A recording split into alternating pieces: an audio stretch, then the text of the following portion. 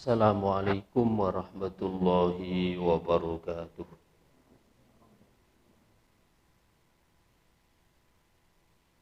Alhamdulillahi ala tamami fadlihi wa ihsanih. Wa syukru lahu ala ma manna alaina min bahri judihi wa karamih.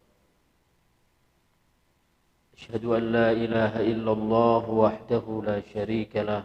Wa asyhadu anna sayyidana wa nabiyyana Muhammadan abduhu wa rasuluh. Allahumma salli ala man khatamta bihi risalah wa adyadtahu bin nasri wal kautsari wasyafa'ah wa ala alihi wa ashabihi walladzina tamassaku bisunnatihi ila yaumil qiyamah. Subhanaka la ilma lana illa ma 'allamtana innaka antal alimul hakim. Subhanaka la fahma lana illa ma fahamtana innaka antal jawadul karim.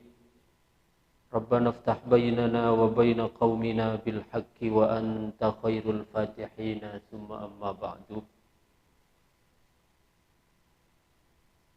Sebelum kita melanjutkan pembahasan kitab Risalatut Ta'arruf an Mahiyatit Tasawuf, terlebih dahulu seperti biasa marilah kita mulai dengan mempersembahkan, menghadiahkan suratul Fatihah. Yang pertama kita persembahkan kepada sang murabbi umat Sayyiduna Muhammad sallallahu alaihi wasallam. Berikut seluruh keluarga, para sahabat dan para aulia illahis sholihin, wabil khusus sahibil makan wal makanah al-arif billah Sayyidina al-Imam Umar Mas'ud radhiyallahu anhu wa ardah, wa afadha alaina min barakatihi wa fuyudatihi wa anwarihi wa asrarihi ya rabbal alamin. Sekaligus Fatihah untuk kita semua, mudah-mudahan selalu dalam bimbingan Allah subhanahu wa ta'ala, dalam jalan yang lurus, diberikan jalan istiqamah dan mendapatkan kemuliaan untuk memperoleh husnul khotimah. Ala hadhihi niyah wa ala kulli niyatin sholihah bi sirri asrari al-Fatihah. A'udzubillahi minasyaitonir rajim. Iyyaka na'budu wa iyyaka nasta'in ihdinas siratal mustaqim siratal ladzina an'amta 'alaihim.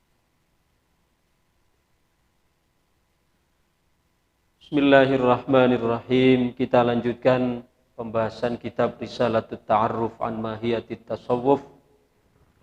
Terakhir kita telah sampai kepada halaman 69 kalau terjemahnya, yaitu kita terakhir pada tahun yang lalu, karena mungkin kanlah 2023. Kita terakhir pembahasan tentang alasan yang ke-7 mengapa kita perlu untuk bertasawuf. Di mana pada alasan yang ke-7 pada halaman 68 kita di sana membahas innama kanat tasawwufu fariidatun. Innama kanat tasawwufu faridatan syar'iyatan litahqiqir rabbaniyah al-mansyudah allati sadarul amrul ilahi bitahaqquqi biha fi qawlihi ta'ala walakin kunu rabbaniyina bima kuntum tu'allimunal kitaba wa bima kuntum tadrusun. Jadi alasan yang ke-7 mengapa kita perlu untuk bertasawuf, pada alasan yang ke-7 adalah untuk merealisasikan Rabbaniyah. Apa itu Rabbaniyah? Yaitu kita di dalam hidup menjadikan Allah sebagai tumpuan kita, sebagai niatan kita, sebagai tujuan kita, sebagaimana yang selalu digemakan oleh para ahlillah dalam setiap tawajjuh zikirnya adalah ilahi anta maqsudi wa ridhaka matlubi. Ya Allah, Ilahi, duhai sesembahanku, anta maksudi, engkaulah adalah tujuan kami. Wa ridhaka matlubi, dan ridhamulah yang kami cari. Ilahi, kalimat ilahi ini berasal dari bahasa Ibrani yang berasal dari kata Eloi. Eloi itu adalah dalam bahasa Ibrani memiliki arti kekasih. Jadi panggilan ilahi, wahai sesembahanku, yang sekaligus mengandung makna wahai kekasihku. Anta maksudi, engkaulah tujuan kami, karena bagi seorang pecinta maka tidak ada orientasi lain kecuali sang kekasih. Maka dalam tawajuhnya adalah ilahi anta maksudi wa ridhoka matlubi, dan ridhomu adalah yang kami cari. Maka alasan yang ketujuh mengapa kita perlu untuk bertasawuf adalah untuk merealisasikan Rabbaniyah.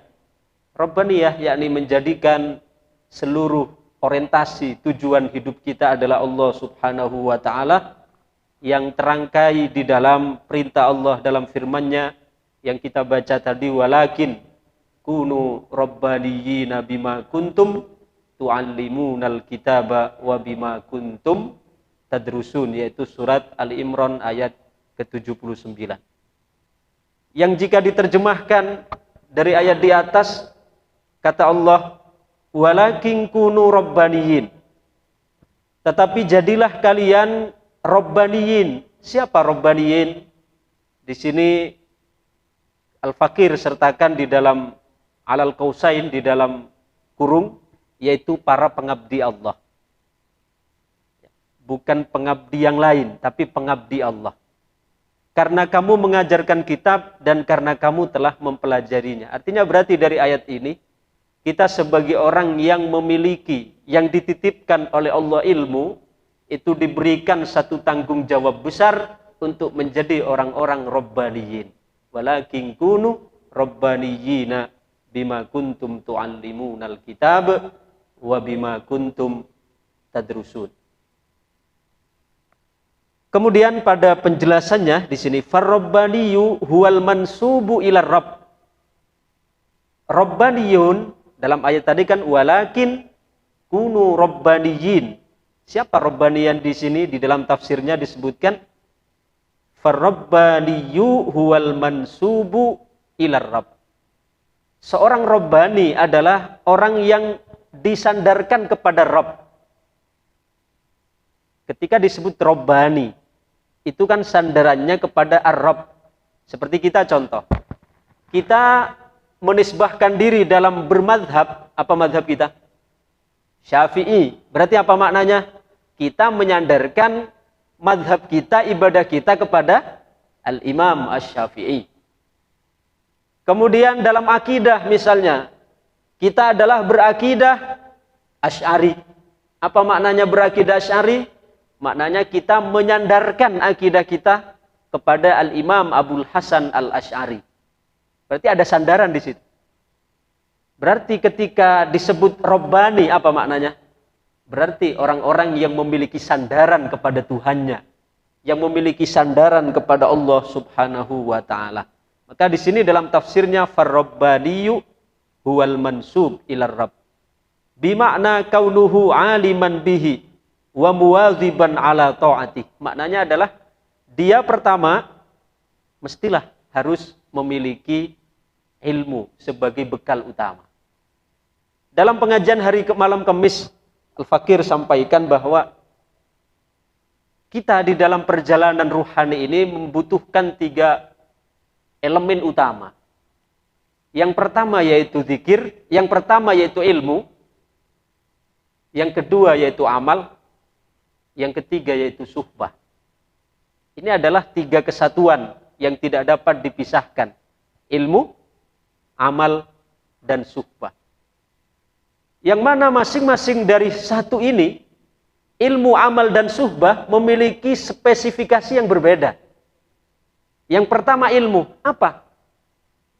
Fungsi dari ilmu di sini. Ilmu di sini berfungsi untuk mendeteksi keberadaan kita, sudahkah hati kita ini termasuk orang-orang yang sudah mendapatkan kolbun salim, ataukah kita masih tergolong orang-orang yang masih terdaya dengan kolbun sakim? Ya, karena ada kolbun salim, ada kolbun sakim. Apa kolbun salim? Kolbun salim adalah hati yang sehat, hati yang selamat dari penyakit-penyakit ruhani, utamanya 3 penyakit utama yang membinasakan, yaitu riya, dengki, dan sombong. Ketika kita sudah terbebas dari 3 penyakit ini, maka disebut kolbun salim.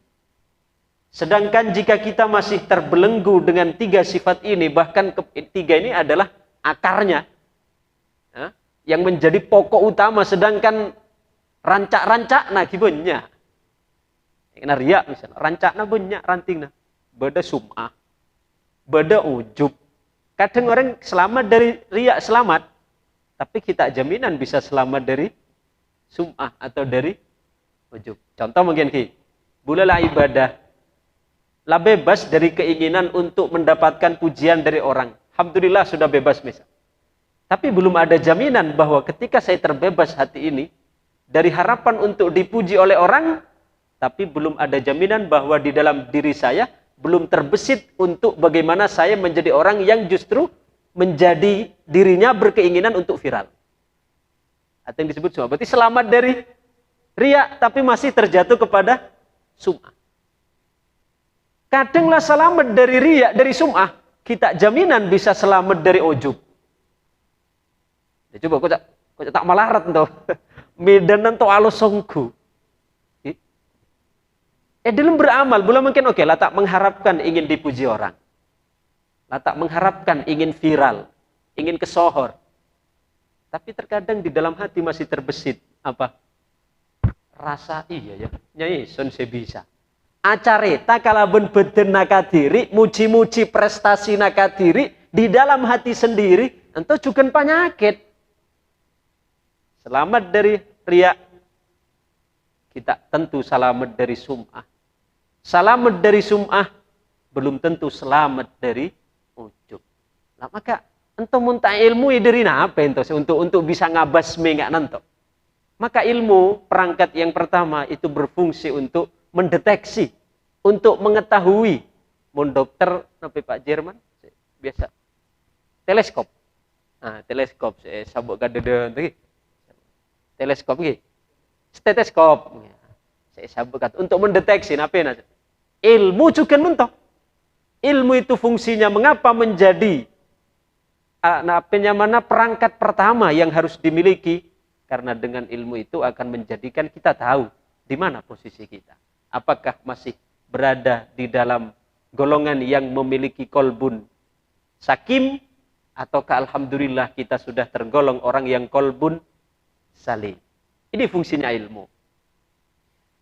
Kemudian yang kedua. Yang kedua yaitu dibutuhkan apa tadi? Amal. Apa fungsinya amal? Kalau ilmu tadi berfungsi untuk mendeteksi, berfungsi untuk mengetahui di mana posisi kita. Apakah masih termasuk orang yang kolbun akim, yang kolbun sakim, ataukah sudah termasuk kolbun salim? Itu fungsinya ilmu. Sedangkan yang kedua amal. Amal itu berfungsi untuk mencabut sampai ke akar-akarnya penyakit hati yang sudah terdeteksi dengan ilmu itu. Jadi saya nyabut lagi kalau benamal. Makanya dalam 2 bulan sebelumnya ketika kita membahas ibadah yang kita lakukan, entah sholat, puasa, zakat, haji, dan seterusnya, itu kan secara syariat kita mendapatkan seekocak ajar, seekocak pahala, sedangkan secara batin kita mendapatkan apa? Nur. Kan 2 bulan yang lalu pembahasan untuk kita bahas. Lahum ajruhum wa nuruhum. Walladzina amanu billahi wa rusulihi ulaika humus siddiqun wasyuhada'u 'inda rabbihim lahum ajruhum wa nuruhum. Jadi ibadah yang kita lakukan, entah sholat, entah puasa, entah zakat, entah haji, entah sedekah, entah jamaah, entah baca Quran, secara zahir kita mendapatkan ajr, secara batin kita mendapatkan nur. Lahum ajruhum wa nuruhum. Ajrnya, pahala, saya sampaikan Pak Jaci ini gila, untuk diberikan ke Allah kepada fisik kita. Sedangkan wa nuruhum, cahaya, pencerahan, itu Allah limpahkan ke dalam hati kita. Itulah fungsi ibadah. Jadi ibadah itu berfungsi untuk mencabut penyakit rohani hingga ke akar-akarnya. Tapi ibadah tak bisa mancing mun tanpa ilmu pertama. Jadi itu satu kesan tak bisa dipisahkan. Ilmu kita ngaji nggak mungkin untuk ngadeteksi gitu. Oh iya, deteksi gitu. Boleh masuk kolbun salim, ki badan ndak hasudna, ki badan ndak dengkina, ki badan ndak sombong. Itu kalaben ilmu kau ning. Tapi nyabutna ibadah, kalaben amal. Jadi amal itu berfungsi untuk mencabut penyakit hati yang telah terdeteksi nih gila sampai ke akar-akarnya. Kemudian seketiga nih gila suhbah. Ilmu, amal, suhbah. Apa suhbah? Suhbah ini singkatnya, sederhananya kita bergaul, berteman dengan orang soleh. Sederhananya makna suhbah itu kita bersahabat, berteman, dekat dengan orang soleh. Apa fungsinya suhbah? Kalau tadi ilmu berfungsi untuk mendeteksi apakah kita masuk kolbun salim atau kolbun sakim. Sedangkan amal berfungsi untuk mencabut penyakit hati hingga ke akar-akarnya. Sedangkan kalau suhbah, berteman, bersahabat, akanca, apolong, kalaben orang sesoleh, entah berfungsi untuk memberikan asupan gizi, untuk memberikan amunisi spiritual. Karena kita dalam ibadah, dalam amal, yaitu poin kedua, entah kan kita sebagai manusia kan naik toron. Kadang rajina, tinggi naik poinnya. Tapi kadang datang iblisnya, malesna tak ikan yang bendung lah. Maka kan perlu asupan dinto. Perlu ada nape terus digenjot, perlu terus diisi. Saya rasa mampu dinto kalaben apa? Kalaben suhbah. Coba ketika kita apolong kalaben orang alim, apolong kalaben orang soleh, semak kita menyaksikan itu akan memberikan kekuatan tersendiri, semangat tersendiri untuk melakukan amal. Makanya di zaman tabi'in itu unik. Beda seorang tabi'in ada bumentok. Ketika aku merasakan ada rasa malas di dalam diriku untuk melakukan ibadah, maka aku datangi majelisnya Syefulan. Hanya memandang wajahnya sekali saja, itu sudah cukup untuk memberikan kekuatan bagiku untuk ibadah 1 bulan. Ngapus wadana sekalian, sos? Detik kekuatan sebagai bekal ibadah selama 1 bulan.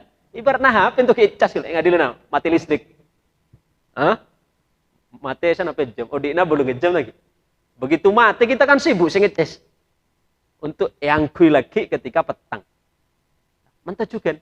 Ketika kita hadir bersama, bersahabat dengan orang-orang soleh, itu fungsinya adalah untuk memberikan ngecas ruhani kita. Sehingga sebelumnya lah hampir down, karena semak kalaben somber energina, akhna tacas boleh. Meningkat kembali. Lah mulai malas, semak lagi, meningkat lagi. Itulah fungsi dari suhbah. Jadi 3 poin ini tidak bisa kita pisah-pisah. Ilmu, amal, dan suhbah. Kemudian Rabbani adalah orang-orang yang dinisbahkan kepada Allah, yang mempunyai makna menjadi orang yang faham dengan Allah dan menetapi ketaatan kepadanya. Jadi orang yang bisa kenal ke Allah, mempunyai makna orang yang faham, ngerti dengan Allah, dan selalu taat kepada Allah, entah hakikatnya orang yang berakal. Waktu ngaji malam Kamis, boleh juga menyampaikan, akal itu ada 2 jenis. Ada akal taklifi, ada akal syar'i. Ada akal taklifi, ada akal syar'i. Apa bedanya akal taklifi dengan akal syar'i? Kalau akal taklifi, itu oleh Allah subhanahu wa ta'ala diberikan kepada siapapun, asalkan dia bukan orang gila. Hatta orang kafir, hatta orang munafik, hatta orang musyrik, diberi oleh Allah akal yang pertama ini. Akal namanya akal taklifi. Sedangkan yang kedua yaitu namanya akal syar'i. Apa akal syar'i? Akal syar'i itu hanya Allah berikan kepada hamba-hambanya yang pilihan. Yang ditandai dengan apa? Dia diberikan kemudahan untuk menjalankan perintah, menjauhi larangan. Berarti orang yang mendapatkan ini diberi akal yang kedua, namanya akal syar'i. Itu perbedaan yang pertama. Perbedaan yang kedua, kalau akal taklifi, itu letaknya di logika. Akal, dinto. Sedangkan kalau akal syar'i letaknya di sini. Di qalb, di dalam hati.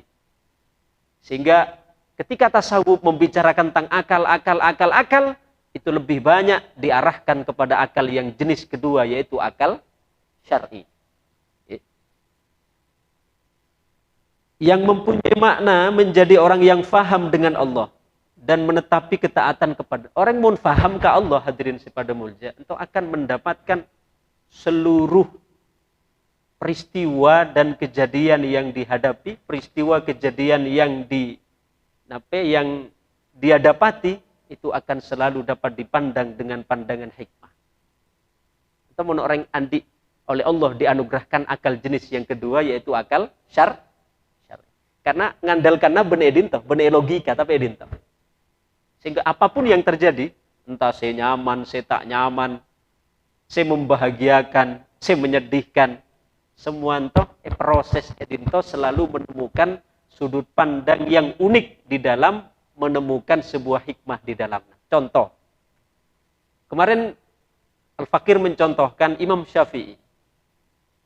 Imam Syafi'i pernah satu waktu, beliau pesan baju kepada seorang penjahit. Encik kolam tinju jubah. Ketika sudah diukur bajunya oleh beliau, ya, ternyata ada orang yang membenci beliau. Setelah Imam Syafi'i pulang, datang kepada tukang jahit. Kata orang yang benci ini, wahai si fulan, coba nanti jubah yang dipesan oleh Syafi'i, itu engkau jadikan lengannya pendek sebelah. Jadi lengan nanti serupa padek salah aja.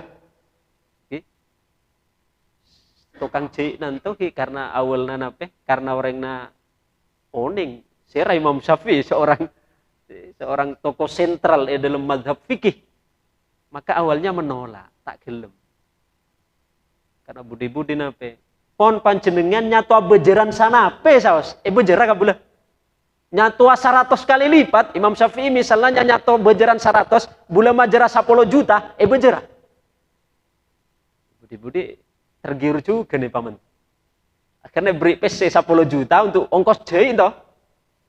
Kemudian dijahitlah baju Imam Syafi'i toh. Kalau berlengan nase kere, berlengan panjang, sekanan pada. Begitulah selesai mungkin, bajulah selesai kone ke Imam Syafi'i. Lalu dia akan umpama kita di posisi Imam Syafi'i bermah. Budaya yakin akan memaki-maki terhadap tukang jahit. Tapi Imam Syafi'i coba, karena beliau memiliki akal syar'i, ceponi gila, benih sekedar akal akal taklifi, tapi akal syar'i, selalu mendapatkan cara pandang unik, paradigma yang mungkin tidak terfikirkan oleh orang lain. Tapi beliau menyikapinya ketika dia kena rasop,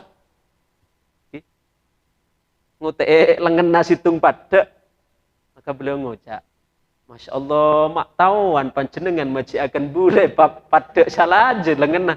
Cek bulan tahun di hobi les sering les bula, sering los salah jento. Mungkin kalau ben kapan jenengan pada salah aja, alhamdulillah bula tak leso sing alosa. Coba, itulah karena beliau memiliki akal syar'i hadirin. Tapi pun amin akal taklif ya pun tetipatu bisa angkat ke pengadilan apa? Tapi Cik Edin beliau memiliki akal syar'i yang selalu memiliki sudut pandang yang berbeda dari orang kebanyakan. Katona, ya katon tak beras sekilas, tapi sangkunan menunjukkan bahwa betapa legowo naatenanto dalam menyikapi semua peristiwa dan kejadian. Entah diantaranya dari yang mempunyai makna menjadi orang yang faham dengan Allah dan menetapi ketaatan kepada. Orang yang bisa faham tentang Allah seperti ini, itulah sebenarnya orang yang mengalami kelahiran baru. Ini kalau Pak Jaci nyinggung kelahiran apa Pak Jaci? Kelahiran baru. Karena cek pun orang sufi, kelahiran itu ada dua. Atau disebutkan oleh Syekh Abdul Qadir Al-Jilani dalam kitab Sirul Asrar, kata beliau menukil debuhna Nabi Isa. Cepon Nabi Isa nape? Seorang hamba tidak akan dapat untuk sampai kepada alam malakut, alam keluhuran, kecuali setelah dia mengalami 2 kelahiran seperti seekor burung. Seekor burung itu mengalami 2 kali kelahiran. Kelahiran pertama dilahirkan oleh induknya menjadi sebutir telur, sedangkan kelahiran yang kedua adalah dilahirkan dari telur menjadi seekor burung. Mentujukan bula kinto kapti. Kita akan menjadi orang mendapatkan kedudukan tinggi di sisi Allah apabila kita mengalami 2 proses kelahiran ini. Kelahiran pertama, alhamdulillah, bula kinto kapti ngalami kapti. Seandainya tak ngalami, tak kira beda dinto. Kelahiran pertama dilahirkan dari seorang ibu, alhamdulillah kita mengalami semua. Kelahiran pertama. Tapi kelahiran yang kedua, ngabes geluk pun kelahiran yang kedua, ibarat burung ning gelak, dilahirkan dari telur menjadi burung, itu dibutuhkan proses, yaitu nape?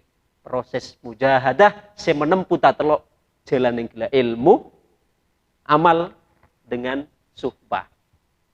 Sehingga nape tandana? Tandana kita telah mengalami kelahiran yang kedua adalah ketika di dalam hati kita sudah mulai runtuh dari sifat-sifat yang tercela. Mulai kita dilematin tuh sifat-sifat tercela lah mulai terkikis. Hasud lah mulai elang, sombong lah mulai elang. Pokoknya sifat-sifat tercela itu lah mulai elang, lah mulai tersingkirkan. Itu adalah merupakan indikasi kita telah mengalami kelahiran yang kedua, yaitu sebagai manusia yang disebut sebagai insan kamil. Jadi, mun pula mungkin tojuk mungkin edinto, ya ki perlu kelahiran si pertama. Kelahiran si kedua, ya ki proses. Ki, tak ngocah bula cun pede dulu, ngocah bula lah kelahiran kedua, pede dulu, ya ki banyak penyakit adin.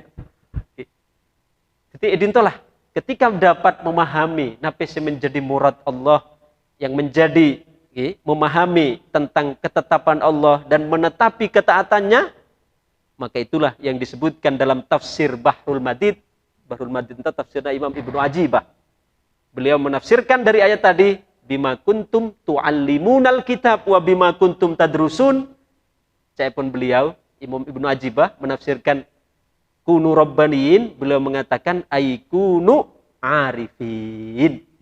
Yakni maknanya jadilah kalian orang yang arif, yang kenal dengan Tuhanmu. Sangkuna hadirin sepada mulja, dalam setiap arif Allah ento ingin berkenalan dengan kita. Saking kita saya tak respect. Dalam 24 jam Allah ento mengirimkan sinyal-sinyal untuk memperkenalkan dirinya pada kita. Saking kita saya tak respect. Cepun Al-Imam Ahmad Ibnu Athaillah Sekandari, setiap hamba itu tidak akan lepas dari 4 keadaan. Siapapun itu. Tidak akan lepas dari 4 ahwal. 1, taat. 2, maksiat. 3, nikmat. 4, musibah. Kita pun kan tak bisa lepas dari pampan. Mun tak nikmat, musibah, mun tak taat. Coba mungkin dalam keadaan kita duduk di masjid ini. Alhamdulillah taat berarti. Kemudian mun dalam ngelakoni taat berarti kan tak maksiat. Kemudian di sisi lain kita berada di masjid ini, alhamdulillah nikmat. Diberi nikmat sehat, diberi nikmat sempat, diberi nikmat fasilitas dan seterusnya.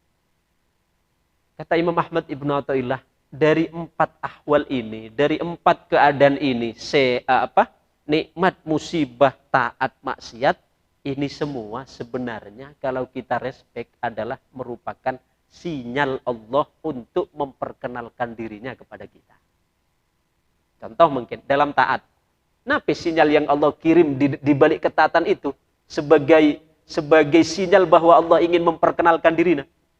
Taat yang Allah kirim kepada kita, contoh kita oleh Allah alhamdulillah ditentukan sebagai orang yang bisa norok pengajian, bisa jamaah, bisa awirid, bisa maca Quran, bisa membantu sesama. Taat tentunya.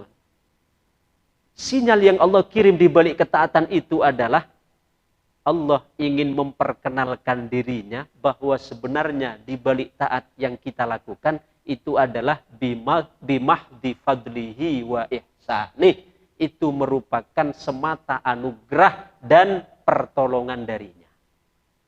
berarti taat. Nah, tentu sinyal dari Allah ingin memperkenalkan diri. Nah, seolah-olah yang mengatakan, benar ya ngalakoni ibadah, jamaah ngaji awirit, reak pertolongan naeson, benih kekuatan abak naik.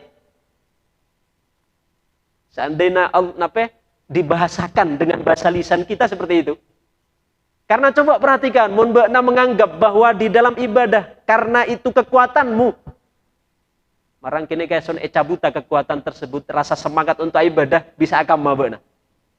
Nah, berarti dari ibadah itu merupakan sinyal yang Allah kirim untuk memperkenalkan dirinya dengan apa? Supaya kita sebagai hamba mengenal Allah dari ibadah yang kita lakukan. Ibadah itu adalah merupakan bentuk anugerah dan kekuatan dari Allah. Itu cara Allah memperkenalkan dirinya dari nabe. Terus dari maksiat juga mentok. Maksiat itu juga merupakan cara Allah untuk memperkenalkan dirinya. Tapi cek salah pahami, ya pun maksiat, lagi kan Allah ampun mentok. Maksudnya Allah terkadang menjatuhkan kita di dalam maksiat itu justru Allah ingin memperkenalkan dirinya bahwa Allah itu adalah zat yang maha pengampun. Setelah kita merasakan pahitnya di dalam tenggelam di dalam lautan dosa, maka disitulah kita merindukan sekali bagaimana pelukan kasih sayang dan ampunannya. Itu juga merupakan cara Allah untuk memperkenalkan dirinya setelah maksiat. Kemudian dalam keadaan nikmat juga itu merupakan cara Allah untuk memperkenalkan diri. Nah, tapi kabehnya ini gila, kita tak respect. Ketika oleh nikmat kocak jeripayah. Nah, padahal nikmat itu dari Allah. Maka di antara bentuk sekocak syukur bil qalbi kan itu si paling berat. Mun syukur bil lisan, alhamdulillah, gampang. Lisan dengan perbuatan, berat, saking tak seberat kala benate. Sedangkan yang paling berat adalah syukur kala benate, berma syukur kala benate. Syukur kala benate itu adalah kala ben mamantep di dalam ate bahwa sakap bina nikmat itu adalah dari Allah. Terkadang kan kita keenten kan. Nikmat itu kita kadang karena kerja neson, karena prestasi neson, karena gaji neson, kan ngandelakan kan tapi walaupun tak terucapkan tapi kita ada keyakinan, pikiran. Berarti itu kita menyukuri nikmat bil qalbi nyaman. Karena sebenarnya bisa menje soalnya soalnya kerja menje ki nyanderaken rajekenan to seolah-olah dari pekerjaan. Pekerjaan itu sebab, tapi rozik nasirah Allah. Pekerjaan fasilitas. Paham lagi? Entah adalah berarti cara Allah memperkenalkan kita dalam nikmat supaya kita sadar nikmat entah dari Allah siapa reng untuk eka angkui dalam ketaatan. Mentujukan musibah. Musibah itu ternyata juga sinyal Allah untuk memperkenalkan dirinya.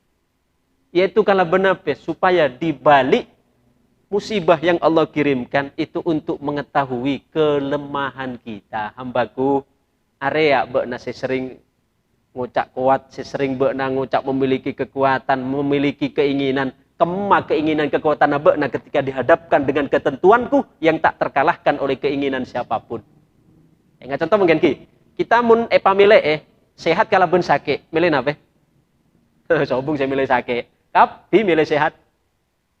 Tapi walaupun demikian, suatu saat ketika kita harus sakit, ya kudu sakit walaupun kita terus sehat. Coba mungkin, ketika kita terus sehat, memaksakan untuk sehat, tapi ternyata Allah tetap menghendaki sakit. Saya menang kehendak kita untuk sehat atau kehendak Allah tetap sakit? Kehendak Allah tetap sakit. Jadi seolah-olah yang mengatakan, marang kene kehendak beuna si terus sehat, si menang, ataukah kehendak naeson senentuakan beuna sakit? Nah, itulah. Dalam musibah pun itu merupakan cara Allah untuk memperkenalkan dirinya, yaitu bahwa kehendak Allah itu tidak terkalahkan oleh kehendak siapapun, qahriyah Allah itu tidak terkalahkan, tidak terhalangi oleh keinginan siapapun. Maka Rabbaniyah ini adalah satu makna dengan tasawuf. Jadi Rabbaniyah itu satu makna berarti ketika kita telusuri dengan tasawuf itu sendiri. Demikian juga muatan yang ditunjukkan di dalamnya juga sama. Sebagaimana yang dijelaskan oleh Abul Hasan An-Nadwi.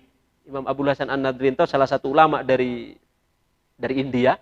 Beliau menulis kitab yang mana Rabbaniyah la rohbaniyah. Tipis kita nonton. Imam Sirah Abul Hasan An-Nadwi. Kemudian kita tambah satu lagi sagutik nggih. Ini gelak kan toh saya akan ngulang sedilana memperlengkap. Mungkin alasan si ke-8. Thaminan yajibu an natasawwafa lil wusuli ila ma'rifatillahi ta'ala wa wilayatih. Alasan si ke-8 apa kita mak perlu tasawuf. Alasan si ke-8 adalah bertasawuf itu dalam rangka agar kita dapat mengenal Allah dan dapat meraih cinta serta menjadi kekasih. Saya rasa tak terlalu kenal Allah. Saya rasa tak terlalu oleh cinta na Allah. Saya rasa tak terlalu dia kekasih na Allah. Kita memang terkadang saking terang nah sehingga kadang tak katon. Saking terang nah sehingga tak katon. Anugerah si Allah paringakan ke kita atau saking banyak nah sehingga kita nganggap biasa-biasa saja. Makanya saya pun ulama nabi afatun nikma al-ilfah. Penyakit nikmat itu biasa. Maksudnya apa? Karena kita biasa oleh nikmat, aromasa nikmat itu biasa-biasa. Contoh, mungkin odik lampu. Ketika lampu odik 24 jam, tak aromasa pun mati lampu itu susah. Mungkin kan? Karena kita biasa odik, marah mulai waktu mati, buru karasa ongku.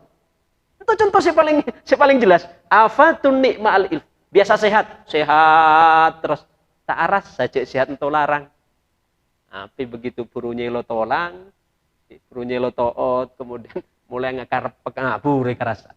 Ketika ki sehat nah tak ikaras samun sehat itu merupakan suatu nikmat. Kita contohnya lampu ninggilan. Kita odik 24 jam tak aroma saja nikmat. Begitu mati, buru posang. Entah afatun nikmah al-ilfah. Kita dalam kehidupan sehari-hari saus dekat dengan orang atas. Semakin tinggi jabatan orang yang kita dekat, maka akan semakin memberikan rasa percaya diri yang lebih dan kebahagiaan tersendiri. Ingat contoh, bula semak kalaban Pak Kades, tentu masih kalah banggana dengan bula semak kalaban Pak Camat. Bula semak kalaban Pak Bupati, kalah kebahagiaan daripada semak ke Pak Camat. Semakin tinggi orang sebula ke semak, semakin merasa pede kan, semakin bahagia. Oleh foto kalau pun presiden, abis sesone foto. Padahal Pak Presiden pun tak ngabis bela, kaknya sakin oleh na selfie ngecok tentu akan bangga. Napi pulih ajik apandir ke presiden, masya Allah. Tapi mungkin ketika kita jarang kita terfikirkan, anak mak kita tuh lebih bangga ketika semak kalaban pejabat daripada semak kalaban atasan dari segala pejabat. 2 bulan yang lalu kan bulan nyampe akan. Kita mau temu pejabat. Saya menentukan bektona pejabat itu. Bula misalnya atau mau gubernur. Tak bisa saya mana bula. Kudu melalui protokoler saya ketat. Atau mau naik nape. Sana pe bektona. Tak bisa narai bula. Pokoknya bula terus atau mau Bu Hovifah lagi edis. Memang bula saya nentuakan. Lagi kudu melalui protokoler kalau tentuakan untuk apa keperluan. Siapa lambekna atau kan mentok. Ketika antemu pun tak sanyaman nah 5 menit ya marabit. Lebih 5 menit red ki keluar. Tapi coba kita kalaban Allah. Kita kalaban Allah untuk ka Allah. Kita sing beteseh asom pojeng duhur contoh. Coba asom pojeng malam buka pintu lebar-lebar sana pe jam. Tapi kita nasi panas dulu tongkeng nanto. Padahal kita sih menentukan terus asom pojeng malam 5 menit. Kita sih 10 menit, terus 1 jam, terus 2 jam. Kita sih menentukan. Coba beda seorang raja semento memberikan kelonggaran, selonggar-longgarna kauring untuk atemu. Ketemu presiden tak bisa saya nyaman nanto. Lebih dari 5 menit, karena cincinnya 5 menit, lebih 1 menit, reteki bakal keluar. Tapi Allah tidak pernah ngeret hambana hanya karena berlama-lama menghadap acurhat dengannya. Coba, untuk kedekatan orang beremah kita sebagai hamba lai palonggar mento ke Allah Subhanahu wa taala. Maka akan memberikan kebahagiaan tersendiri bagi seorang hamba ketika mendapatkan apa ini gila meraih cintanya, menjadi kekasihnya dan dapat mengenal. Nah, Ya saya pun gelak logika nah. Mun kenal ka pejabat saus itu menjadikan kebahagiaan tersendiri bagi kita. Bagaimana lagi mun kita untuk kenal ka Allah, semak ka Allah, cintai Allah. Moga-moga untuk jadi tambahan sentilan kesadaran bagi bula kinto kabeh sehingga bula kinto kabeh selalu dalam bimbingan, naungan ridho Allah Subhanahu wa taala. Amin amin ya rabbal alamin. Allahumma shalli wa sallim wa barik ala sayyidina Muhammadin wa ala alihi wa sahbihi wa barik wa sallim ajmain. Alhamdulillahi rabbil alamin. Allahumma fa'na bima 'allamtana wa 'allimna ma yanfa'una wa zidna ilma. Rabbana atina fid dunya hasanah wa fil akhirati hasanah wa qina adzabannar. Wassallallahu ala sayyidina Muhammadin wa ala alihi wa sahbihi wa barik wa sallim ajmain. Alhamdulillahi rabbil alamin. Assalamualaikum warahmatullahi wabarakatuh.